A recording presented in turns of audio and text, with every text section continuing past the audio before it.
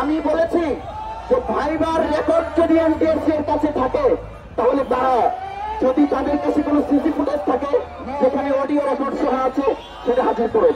আমি যদি প্রশ্নের উত্তর দিয়ে না পারি এটা জনসম্মুখে পেশ করা হবে, কয়েকজন এক্সপার্টকে ডাকা হবে, বিশ্ববিদ্যালয়ের প্রফেসরদেরকে ডাকা হবে।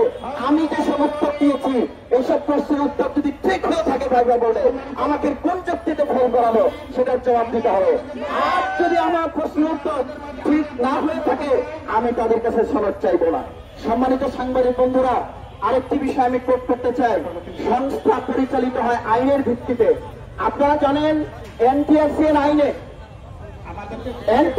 আইনে আলাদা আলাদা ভাই কিন্তু ভাগ করে 40% মার্কস পাওয়ার কোনো কথা নাই। যেমন লিখিত পরীক্ষায় আমাদের 4টে পাঠ ছিল, বাংলা, ইংরেজি, গণিত, সাধারণ জ্ঞান। প্রত্যেকটি পাঠে আলাদা আলাদা 40% মার্কসের কোনো বাধ্যবাধকতা এনটিআরসি এর আইনে নাই, ঠিক তেমনি ভাইবেও নাই। সেই ভাইবে আমরা 40% মার্কস পেয়েছি। সুতরাং আমরা 60% মার্কস পেয়েছি শুধু আমাদের সমাজ ক্ষেত্র থেকে। সুতরাং আমাদেরকে পাঠ দিতে হবে। আরেকটা কথা বলে আমি শেষ করতে চাই, আমি এটা বলবো না যে আমাদের ভাইবা নেওয়া হোক, আমি এটা বলবো না, কারণ আমরা ভাইবের প্রশ্নের উত্তর দিয়েছি। কিন্তু এনটিআরসি এর একজন সদস্য বলেছেন আমরা নাকি ইবারত করতে পারি না, আরবি ইবারত করতে পারি না।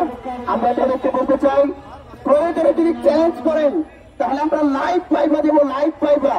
যাদেরকে পাস করিয়েছেন, আমাদের সত্য হলে যাদেরকে পাস করিয়েছেন এরকম 20-50 জনকে আমরা দেবো, তাদেরকেও ইবারত করবেন, আমাদেরকেও ইবারত করবেন। আমরা যদি করতে পারি তাহলে আমরা কেন ফেল করবো?